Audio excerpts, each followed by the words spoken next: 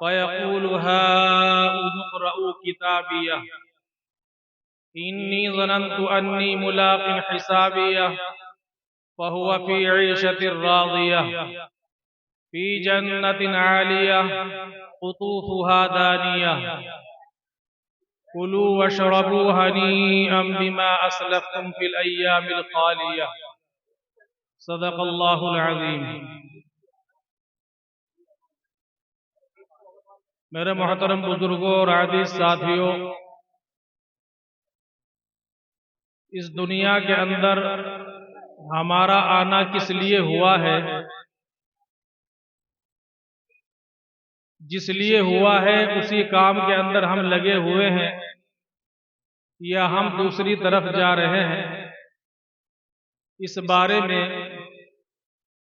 ہمارا جوان ہو یا بوڑھا، مرد ہو یا عورت، ہر ایک کو غور کرنے کی ضرورت ہے۔ اگر ہم غور کریں تو دنیا کے اندر 3 طبقے پائے جاتے ہیں۔ اپنی بات کو مختصر کرتے ہوئے چلوں گا۔ دنیا میں 3 طبقے پائے جاتے ہیں۔ ایک طبقہ وہ ہے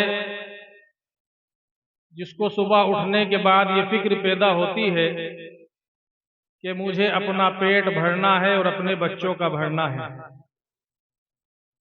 اس فکر کے ساتھ نکلتا ہے اور اپنی جد و جہد، محنت اور کوشش کرنی شروع کر دیتا ہے۔ کوئی ٹھیلا لگاتا ہے، کوئی مزدوری کرتا ہے۔ بہت سے دنیا کے اندر ایسے کام ہیں جو مزدور سے جڑے ہوئے ہیں، ان کاموں کے اندر مشغول ہو جاتا ہے اور شام کو اپنے گھر لوٹتا ہے، اپنے گھر والوں کو کھلاتا ہے، خود کھاتا ہے۔ صبح پھر اس کی یہی فکر ہوتی ہے۔ اب اس کی طرف سے دنیا کے اندر کیا ہو رہا ہے؟ ڈالر کی قیمت گھٹ رہی ہے یا بڑھ رہی ہے، اس سے اس کا کچھ لینا دینا نہیں۔ دنیا میں کہاں، کس ملک کے اندر کیسے حالات ہیں، اس کا کوئی لینا دینا نہیں۔ گویا اس نے دنیا کو چراگاہ بنایا، چرنے کی جگہ۔ جس طرح جانور کو جو فکر ہوتی ہے وہ صرف اپنے پیٹ کی ہوتی ہے، تو اس نے اپنی اس دنیا کو چراگاہ بنایا۔ ایک درمیانہ طبقہ ہے، اس کا پیٹ تو بھرا ہوا ہے، گھر والوں کے کھانے کا بھی گھر کے اندر سامان ہے۔ اس کی جو فکر ہے اور سوچ ہے اور دوڑ دھوپ ہے وہ یہ ہے کہ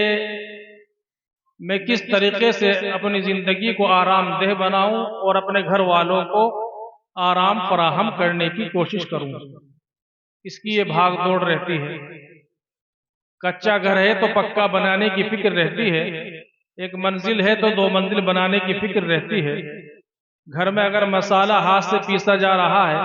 تو مکسی لانے کی فکر رہتی ہے۔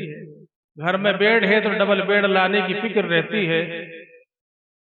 یعنی اس نے اس دنیا کو آرام گاہ بنایا۔ تیسرا جو طبقہ ہے، جو مالدار طبقہ ہوتا ہے، اس کے پاس کھانے پینے کا سامان بھی میسر ہے، آرام دہ چیزیں بھی ہیں۔ اس کی فکر جو ہوتی ہے وہ یہ ہوتی ہے کہ کس جگہ پر سردی میں گرمی ہوتی ہے، گرمی میں سردی ہوتی ہے، کہاں پر برف پڑتی ہے، کہاں پر آبشاریں برستی ہیں، وہاں پر جا کر اپنے بچوں، اپنی فیملی کو لے کر وہ جو ہے انجوائے کرنے کی فکر کرتا ہے۔ یعنی اس نے اس دنیا کو سیر و تفریح بنایا، تفریح گاہ بنایا۔ غور کرنے کی بات یہ ہے کہ ایک نے طبقے نے اس کو چراگاہ بنایا، ایک نے آرام گاہ بنایا اور ایک نے تفریح گاہ بنایا۔ جو کائنات کا مالک ہے، جس نے اس دنیا کو ڈیزائن کیا، اس دنیا کو بنایا، زمین کو بچھایا، آسمان کو اٹھایا اور بے شمار مخلوقات کو پیدا کیا، ان تمام مخلوقات کے اندر اشرف المخلوقات انسان کو بنایا۔ اس نے اس دنیا کو کیا بنایا ہمارے لیے؟ اور کس حیثیت سے دنیا کے اندر بھیجا، اور انسان کا کیا کام ہے اور کیا کرنا چاہیے اسے آ کر اس دنیا کے اندر۔ اللہ تعالیٰ کہتا ہے کہ میں نے اس دنیا کو امتحان گاہ بنایا، نہ میں نے اس کو آرام گاہ بنایا، نہ میں نے اس کو چراگاہ بنایا، نہ میں نے اس کو سیر و تفریح گاہ بنایا، بلکہ میں نے اس کو امتحان گاہ بنایا۔ اگر اس دنیا کے اندر یہ انسان امتحان کی فکر لے کر اور امتحان کو حل کرنے کی فکر لے کر زندگی گزارے گا تو آگے جا کر اپنا رزلٹ جو ملے گا اس کو وہ صحیح پائے گا۔ اور اگر امتحان گاہ میں آ کر جس طریقے سے ایک بچہ اگر امتحان کے لیے جائے اور امتحان لینے والا جو پرچے دینے والا ہوتا ہے وہ پیپر اس کو دے دے، وہ پیپر لے کے مڑے تو صحیح، لیکن پھر کہے کہ پیپر تو میں حل کر لوں گا سر، لیکن مجھے تھوڑا سا جو ہے کھانے پینے کا انتظام کر دیا جائے، میں بھوکا ہوں، تھوڑا ناشتہ ہو جائے، تھوڑی بریانی مل جائے، تھوڑی کولڈ ڈرنک مل جائے، اس سے جب میں فارغ ہو جاؤں گا، جب وقت ملے گا تو میں امتحان کو بھی دیکھ لیں گے، پیپر کا بھی دیکھ لیں گے۔ تو میرے محترم بزرگ دوستو، اگر وہ جو وقت ہوتا ہے امتحان دینے کا وہ ایک محدود ہوتا ہے، اگر اس وقت کو وہ کھانے پینے میں ضائع کر کر واپس لوٹ آئے تو کیا یہ بچہ پاس ہو سکتا ہے؟ یہ کامیاب ہو سکتا ہے؟ اسی طریقے سے اگر ایک بچے کو پیپر ملے اور وہ کہے کہ میں تھکا ہوا ہوں، بہت دور سے سفر کر کے آیا ہوں، تھوڑا سا آرام کر لوں، اس کے بعد اگر وقت ملے گا تو پیپر بھی دے دیں گے، تو کیا یہ بچہ کامیاب ہو سکتا ہے؟ اسی طرح تیسرا بچہ آیا، اس نے بھی پیپر لیا اور اس نے کہا سر جو ہے میں کھایا ہوا بھی ہوں، آرام بھی اچھا ملا ہوا ہے، لیکن میں چاہتا ہوں کہ میری جو ہے من پسند جو ٹیمیں ہیں ان کا میچ ہے T20 اس کو دیکھ لوں، جب میری چاہنے والی ٹیم جیت جائے گی اس کے بعد میں دیکھ لوں گا، اس کو پیپر کو بھی حل کر لوں گا۔ کیا ہم ان تینوں طبقے کی حالت یہی نہیں ہے؟ یعنی اللہ نے ہمیں جو ہے دنیا کے اندر ایک محدود وقت دیا ہے اور امتحان کو حل کرنے کے لیے ہمیں یہاں بھیجا ہے۔ اگر اس دنیا کے اندر بجائے ان امتحانوں کا، یعنی جو ہمیں سوالات ملے ہیں ان کا حل تلاش کرنے کا اور ان کے بارے میں جدوجہد کر کر اپنی فکر کو صحیح کرنے کا رخ دینے کے بجائے ہم جو ہے آرام گاہ میں اور تفریح گاہ میں اور چراگاہ میں لگ جائیں تو ہم کبھی بھی کامیاب نہیں ہو سکتے۔ تو میرے محترم بزرگوں دوستو، کہنے کا مقصد یہ ہے کہ ہمیں اس دنیا کو امتحان گاہی بنانا ہے۔ اللہ نے اس کو امتحان گاہ بنایا ہے۔ اللہ کا بڑا کرم اور فضل اور اس کا احسان ہے کہ اس نے ہمیں سوالات بھی دے دیے کہ اگر ان سوالات کا حل کر کر تم دنیا سے آ جاؤ گے تو میں تمہاری جو ہے دنیا بھی آسان کروں گا اور آخرت میں بھی وہ نعمتیں عطا فرماؤں گا جو نعمتیں تمہاری نہ آنکھ نے دیکھی ہوگی، نہ کان نے سنی ہوگی، نہ کبھی تمہارے خیالوں میں اس کا وسوسہ گزرا ہوگا۔ اسی طرح میرے محترم بزرگوں دوستو، اصل میں مثال سے بات صحیح سمجھ میں آ جاتی ہے، اس لیے مثال دے کر بات کو سمجھانا اور سمجھنا آسان ہو جاتا ہے۔ چوتھا بچہ ہے، اس کو جو ہے پڑھنے کا بڑا شوق ہے۔ جو پڑھنے والے بچے ہوتے ہیں تو ان سے خود بخود زیادہ محبت ہو جاتی ہے استاد سے۔ استاد کو لگا کہ یہ بچہ بڑا قابل ہے، بڑی محنت کرنے والا ہے، یہ کچھ بن جائے گا، تو اس کی توجہ اور زیادہ اس طرف ہو جاتی ہے۔ اب اس نے ایک بچے کو پایا کہ اس کی بڑی جو ہے محنت اور کوشش ہے، پڑھنے میں لگن ہے، یہ بڑا ہو کر کچھ بنے گا۔ امتحان قریب آیا، استاد نے بلایا اور کہا کہ اپنی بک لاؤ، اپنی کتابیں اٹھا کر لاؤ، اور ان کتابوں میں سے سوالات کو نکالا اور کہا ان سوالات کے جوابات تمہیں یاد کر کے رکھنے ہیں اور امتحان قریب ہے، ان کی تیاری میں لگنا ہے۔ کچھ دن گزرے، پھر استاد نے بلایا کہ جو میں نے نشان لگائے تھے سوالاتوں پر ان کے جوابات تم نے یاد کر لیے؟ جی سر میں نے یاد کر لیے۔ جی استاد جی میں نے یاد کر لیے۔ تب اس نے کہا کہ اچھا اب میں اور سوالات بتلاتا ہوں، انہی کے اندر سے یعنی جو ضرور یہی سوالات آئیں گے جن پر میں نشان لگاؤں گا، ان نے چند سوالات پر نشان لگا دیے اور کہا ان کے ضرور جوابات تمہیں یاد کر کے رکھنے۔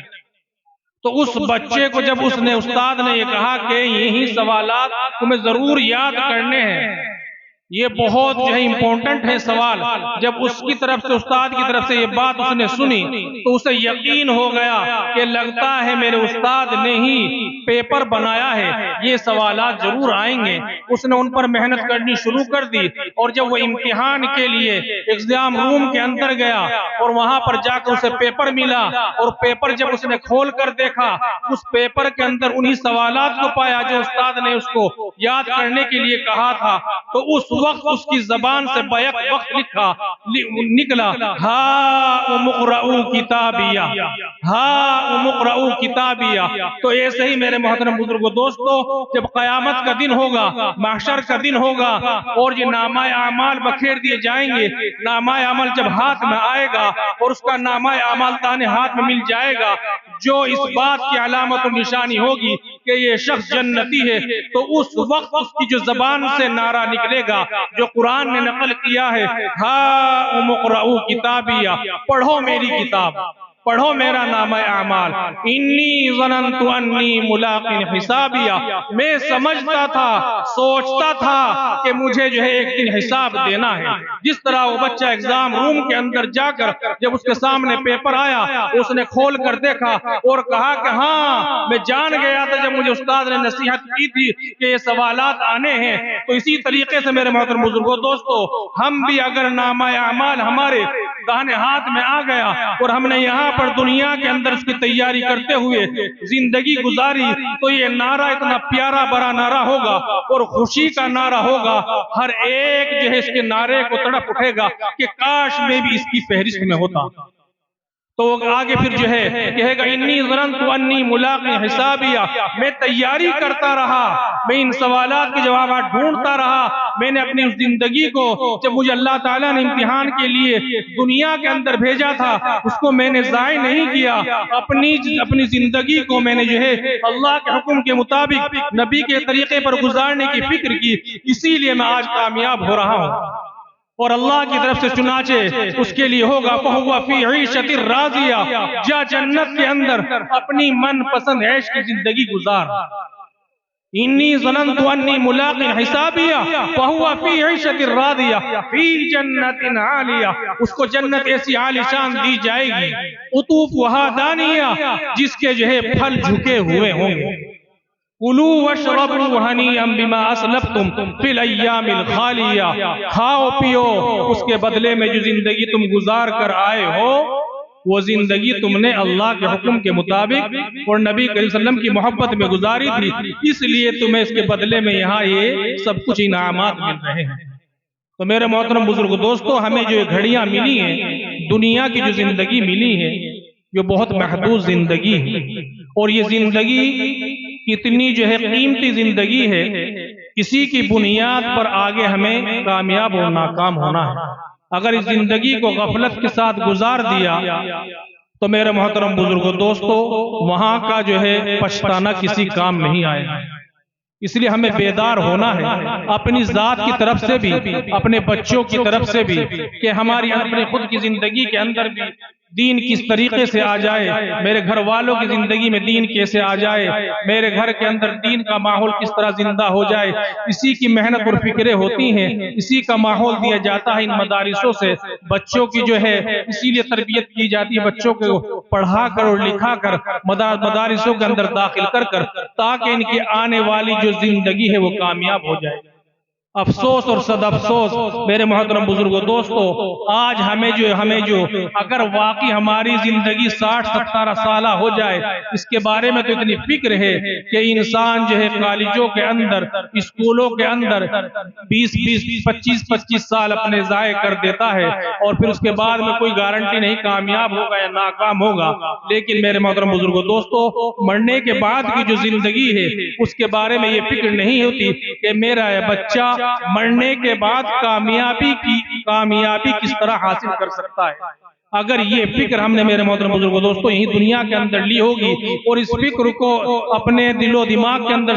سوار کیا ہوگا اور یہ سوچا ہوگا کہ میرا بچہ یہاں سے جانے کے بعد جو ہمیشہ کی زندگی ملے گی وہ اس کی زندگی کامیاب کیسے ہو جائے، اس کی فکر لے کر اگر ہم زندگی خود بھی گزاریں اور اپنے بچوں کو بھی وہ راہ دکھلائیں تو انشاءاللہ العزیز میرے محترم بزرگوں دوستو اللہ تعالیٰ دنیا کے اندر بھی چین و سکون، راحت و آرام دیں گے اور آخرت کے اندر بھی آرام ملے گا اور وہ زندگی ایسی ہوگی جو ہمیشہ کی زندگی ہوگی۔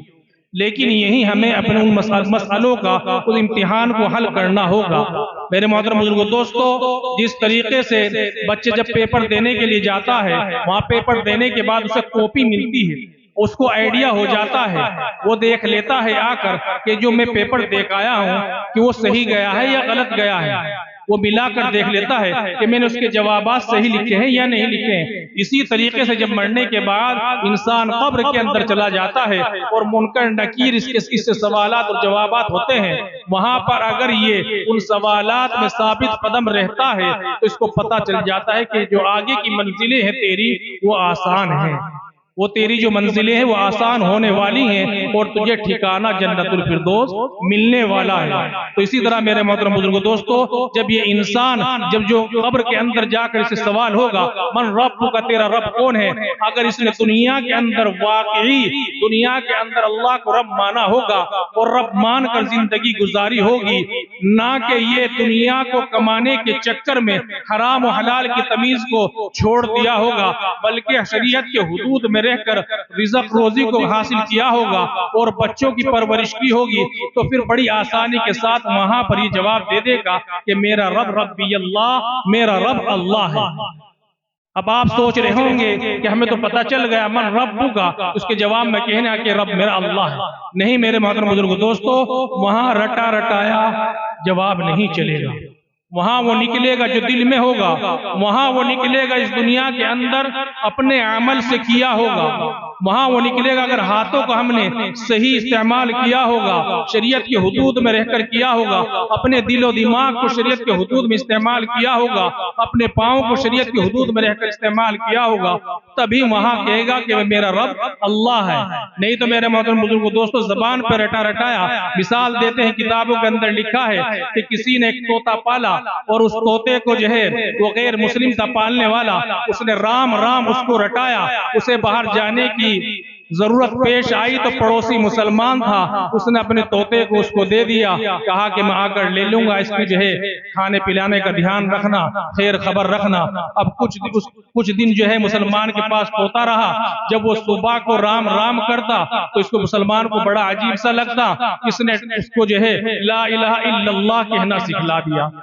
اب طوطے نے لا الہ الا اللہ کہنا شروع کر دیا، کچھ دنوں کے بعد جو ہے وہ پڑوسی آیا، اس نے اپنا طوطا لے لیا، گھر لے گئے، اب صبح ہوئی تو اس نے لا الہ الا اللہ کہنا شروع کیا، تو اس نے کہا نہیں طوطے لا الہ الا اللہ نہیں رام رام کے۔ جب اس نے نہیں کہا لا الہ الا اللہ لا الہ الا اللہ، اب اس طوطے کو لے کر پڑوسی کے یہاں گیا اور کہا کہ صاحب یہ طوطا آپ ہی رکھیے، یہ تو مسلمان ہو گیا۔ اب کچھ دنوں کے بعد پنجرہ کھلا رہ گیا، بلی آئی، بلی نے جب اس پر جھپٹا مارا، جو دل میں تھا نہ رام رام نکلا نہ لا الہ الا اللہ نکلا، اس وقت جو نکلا وہ ٹی ٹی ٹی ٹی نکلا۔ اسی طرح میرے محترم بزرگوں دوستو جس وقت اسرائیل السلام ملک الموت اپنا پنجہ گاڑیں گے، جو دنیا کے اندر ہم نے کیا ہوگا اور اپنے دل و دماغ کے اندر راسخ کیا ہوگا، اپنی عملی زندگی کو جس طرح گزارا ہوگا، اس وقت دل سے اور زبان سے وہی نکلے گا۔ اس لیے اپنی سوچ کو بھی صحیح کریں، شریعت کی حدود کے اندر لانے کی فکر کریں اور اپنی زندگی کو شریعت کے حدود کے اندر رہ کر گزارنے کی کوشش کریں، تو اب میرے محترم بزرگوں دوستو اللہ تعالی ہمیں بھی یہاں چین و سکون دیں گے۔ اللہ نے قرآن کے اندر صاف اعلان کر دیا، من عمل صالحا من ذکر او انثى وهو مؤمن فلنحيينه حیاتا طیبہ، یہاں کی زندگی پاک صاف ہوگی، وَلَنَجْزِيَنَّهُمْ أَجْرَهُمْ بِأَحْسَنِ مَا كَانُوا يَعْمَلُونَ۔ تو میرے محترم بزرگوں دوستو وقت جو ہے محدود ہے، تھوڑا ہے، مجھے جو ہے اتنی دیر بات کرنے کے لیے کہا گیا تھا، آپ سے جو ہے میں یہی گزارش کروں گا کہ اپنے بچوں کو مدارسوں کے اندر ڈال کر ان کی تربیت کی فکر کریں اور ان کو دینی تعلیم حاصل کروانے کی فکر کریں اور اپنی زندگی کے اندر بھی 100% دین کو لانے کی فکر کریں اور اپنے گھروں کے اندر دین کا ماحول بنانے کی فکر کریں. اپنی زندگی کو ایسے گزاریں جس طریقے سے ایک مسافر گزارتا ہے, نہ کہ اس کو جو ہے چراگاہ بنائیں, نہ اس کو آرام گاہ بنائیں, نہ اس کو جو ہے تفریح گاہ بنائیں, بلکہ امتحان گاہ بنا کر جو ہے اس زندگی گزارنے کی کوشش کریں. اللہ تعالیٰ مجھے بھی اور آپ کو بھی عمل کی توفیق عطا فرمائے. وآخر